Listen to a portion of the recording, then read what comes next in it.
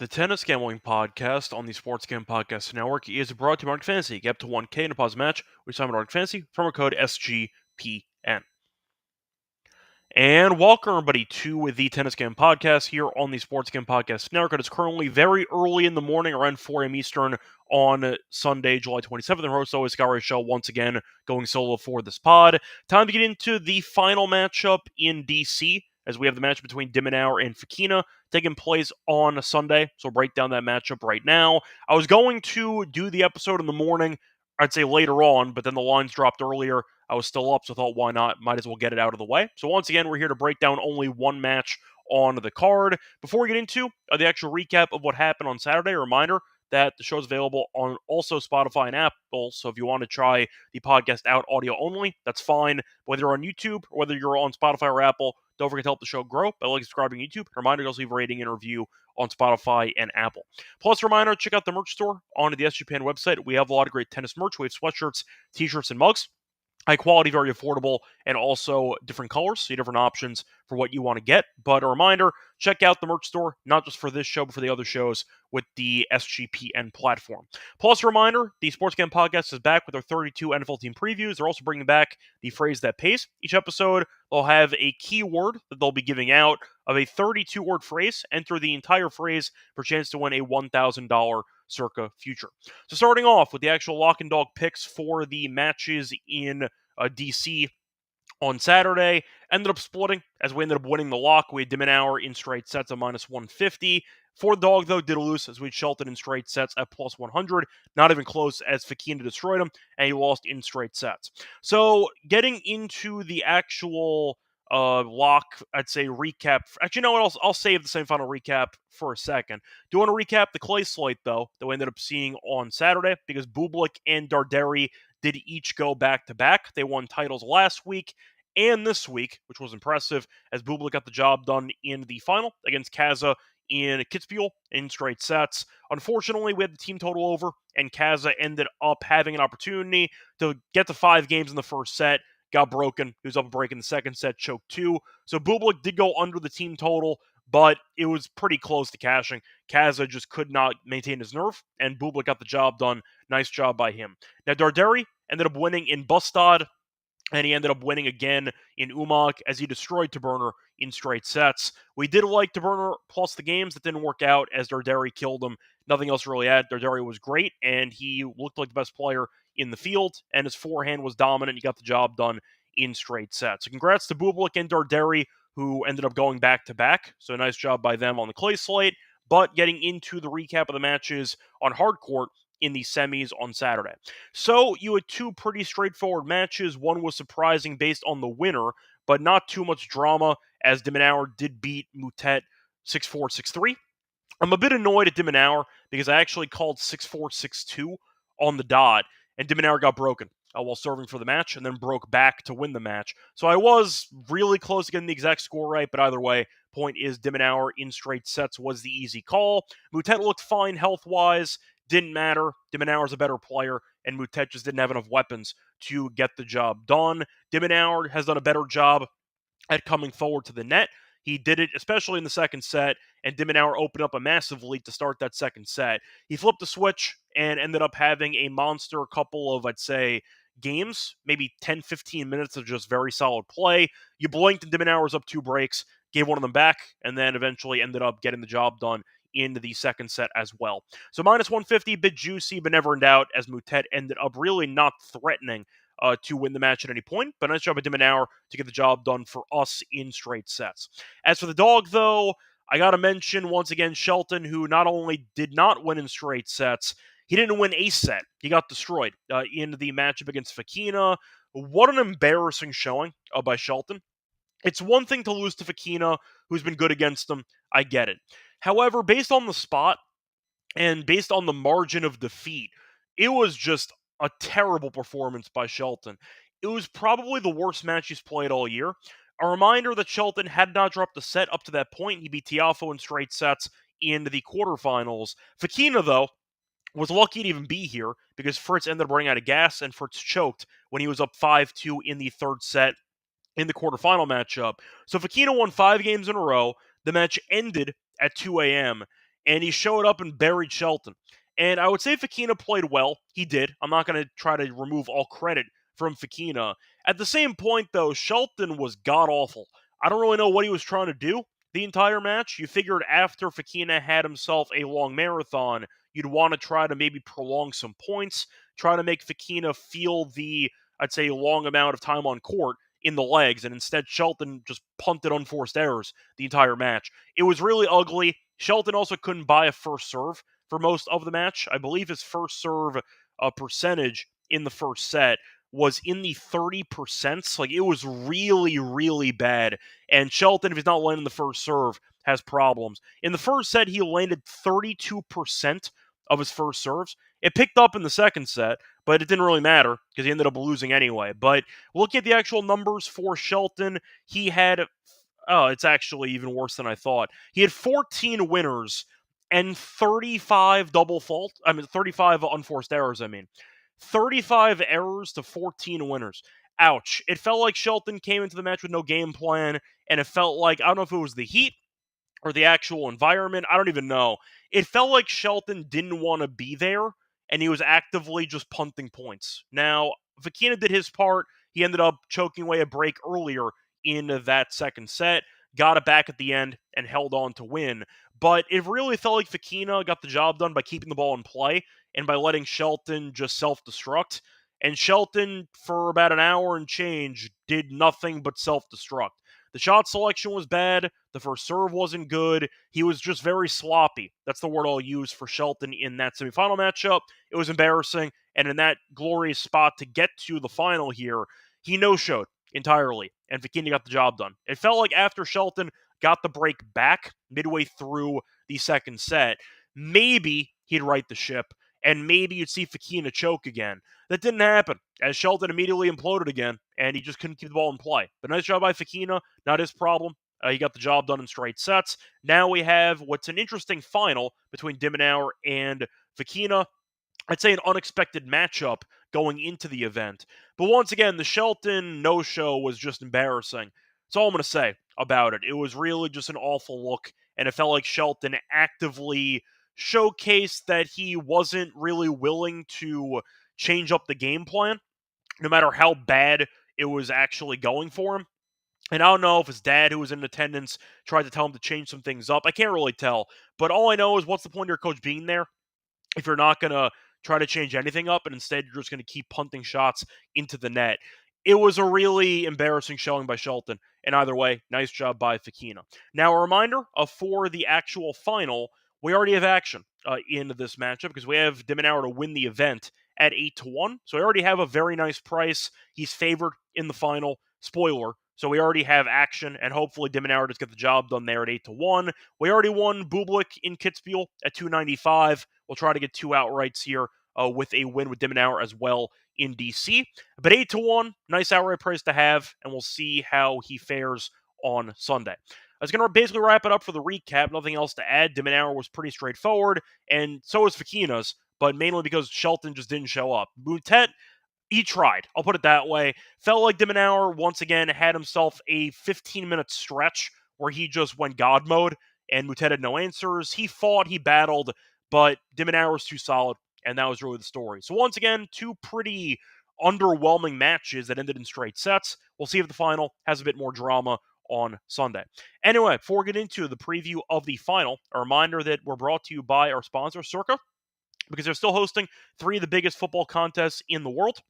For the NFL, they have Circa Million, Circa Survivor, and Circa Grandissimo, over 20 million in guaranteed prizes. You can't call yourself a true DGen if you're not competing in the Circa Football Contest coming out with SGPN at the Circa Contest weekend, August 21st to 23rd, for an amazing weekend, including live shows and open bars. Plus, you get 15% off your stay at Circa with code SGP15.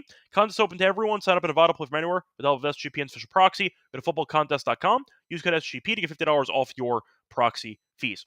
We're also brought to Bionic Fantasy because they're doing Best Mania happening all summer long, giving away 15 million in prizes, including 2 million for first place. No waiver wire, no arguments about trades. Best ball is the best way to play fantasy football. They also have a great option for Pick'em. You want to create some entries. You can win up to 500 times your entry. Sign up for a new account, though, with the code SGPN to get a special pick and a first-time deposit offer up to $1K in bonus cash. On fantasy promo code SGPN.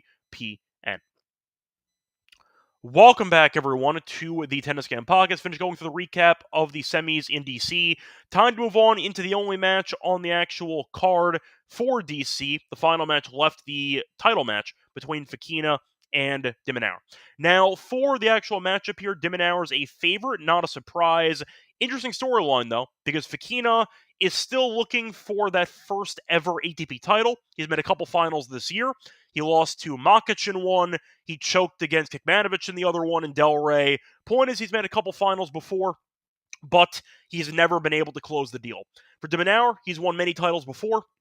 We know this, and we'll see if nerves play a factor for Fekina in this one. Now, for the odds, de Minaur is around minus 240.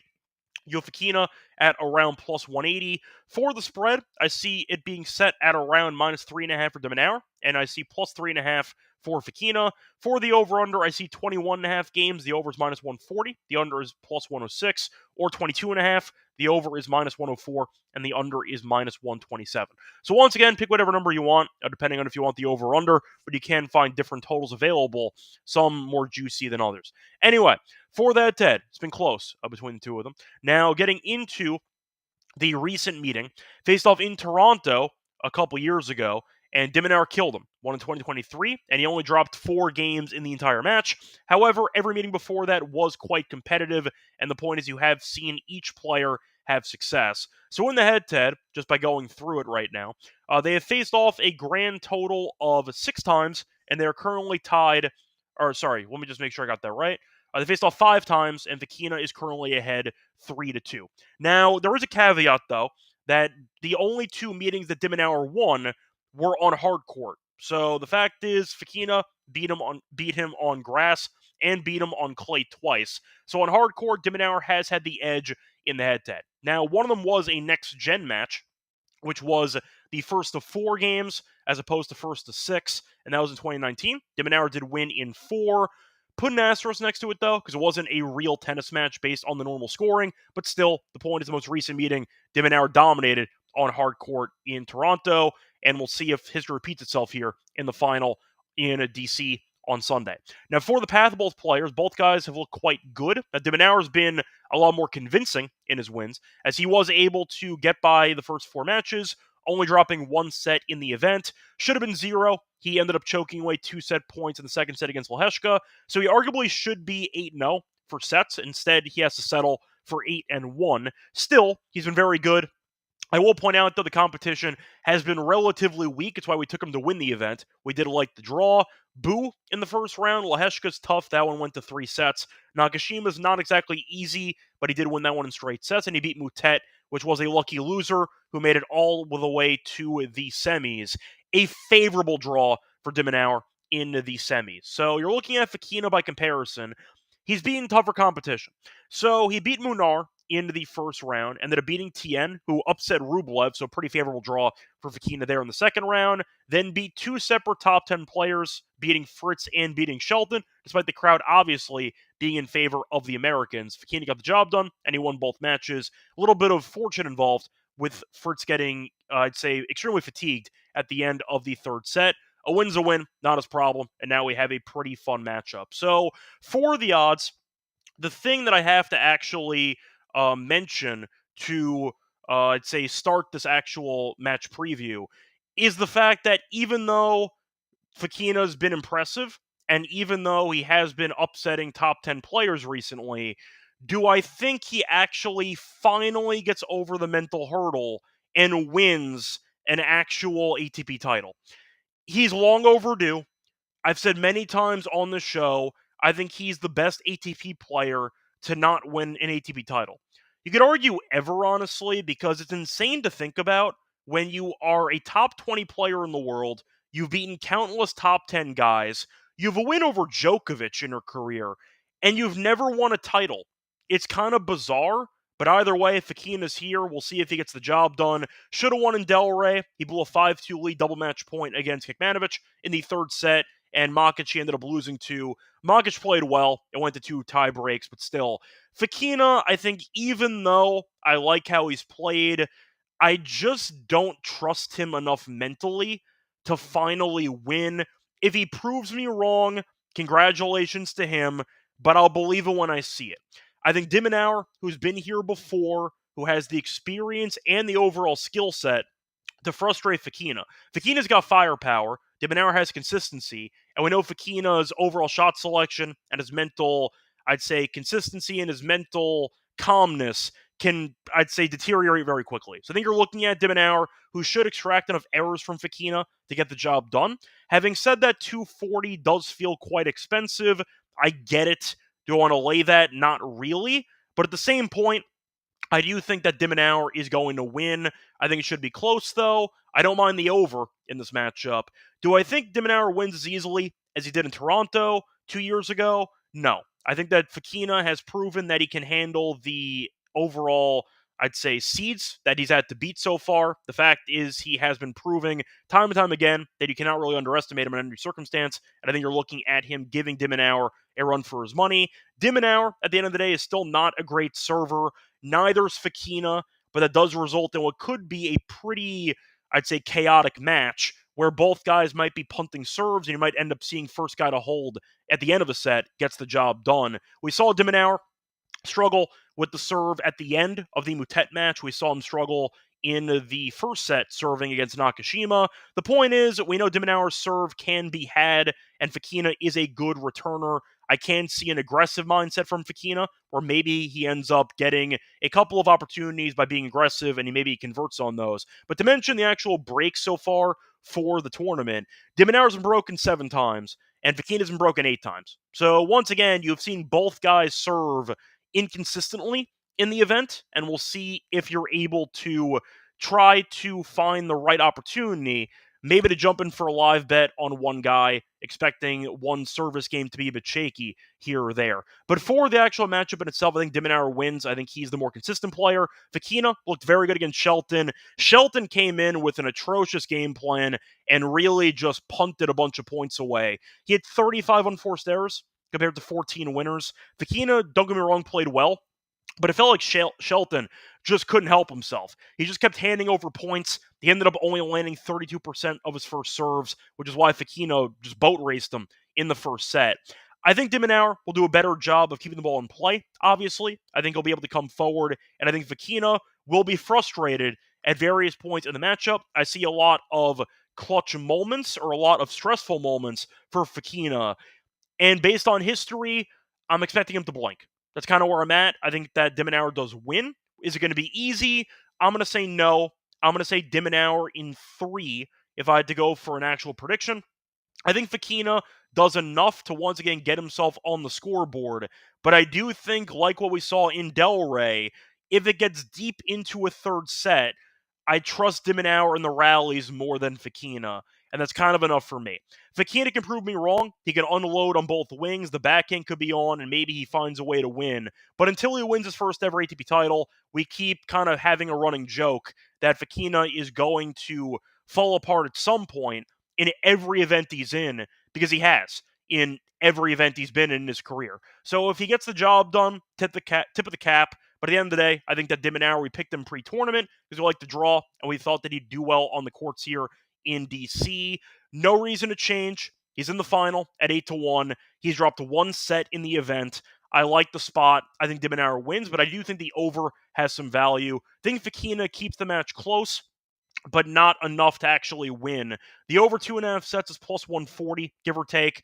I don't mind that price, and I said before, Fekina has had success against him in the past. That was on different surfaces that were not hard court, but still, going through the 5 career meetings, you've seen Fekina win at least 1 set in 4 of those 5. He's been really good in the head-to-head. I think he does enough to keep at least 1 set close, maybe to steal one, but I think de Minaur eventually gets the job done in this final. Anyway, that's going to wrap it up for the preview of the final in DC. Now it's time to move on into the lock and dog picks. Before we get into the actual lock and dog, a reminder brought to you by our sponsor, MyBook.ag. It's available in locations. Use them to bet on baseball, WNBA, golf, tennis, and of course, football futures. You can also use crypto for fast payouts and use a positive sign up though for an account. Use code SGPN. You get a special 100% deposit match up to 1K. Terms and conditions by MyBook.ag. Promo code SGPN. SGPN. We're also brought to you by Rhythm because they have Power Trends, which are a game-changing feature, the best of the best for what the house model has to offer. They've been really good for baseball and for WNBA. Power Trends are only available on Rhythm, though, so check out the actual platform. Just clean, data-backed bets. MLB Power Trends, though, have a win rate of 63%. For WNBA, they are 35-20 since launch, so check it out. Reminder, though, that you can also check out the platform for free for a week. Use the 7-day free trial by going to sportsgamblingpodcast.com to get your 7-day free trial. Welcome back, everyone, to the Tennis Game Podcast. Finished going through the preview of the final in DC for Sunday. Time to move on into the lock and dog picks. So there's going to be a bit of overlap in this one. Should be a fun matchup, but I do think de Minaur is going to win. So I'm going to go with a play that could cash, whether he wins or loses, actually, for the lock.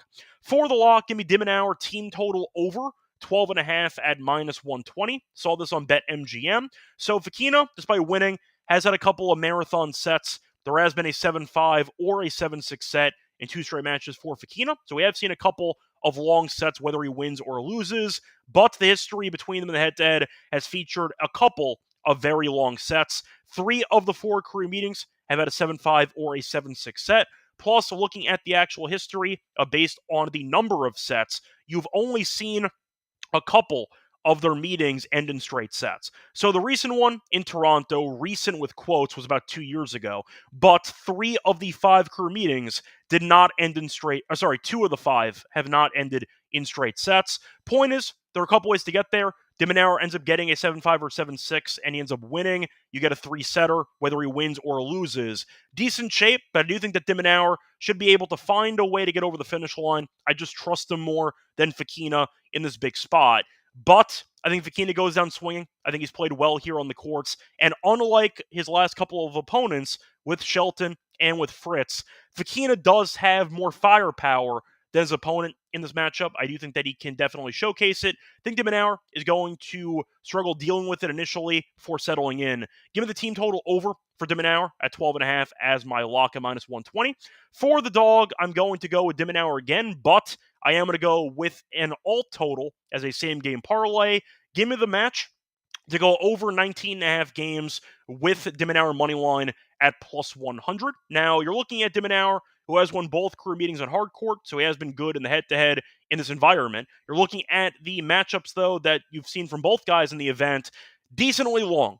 So de Minaur's only dropped 1 set in the event. However, 3 of his 4 matches at the event have still gone over 19.5. And you're looking at, for example, the Nakashima match, that still went over. The Boo match had a long set in there that sent the match over as well. He has been winning, but 19.5 I think is a bit too low. I think de Minaur will get the job done, but I think it'll be, I'd say, less straightforward than it was in Toronto in 2023. Fokina, though, has had a couple of long matches as well, as each of his last 2 matches have had at least 20 games. But simply put, you're going to give me the favorite to win the match and throwing in a pretty low total at 19.5 to save $1.40, give or take, turning it from -240 to +100.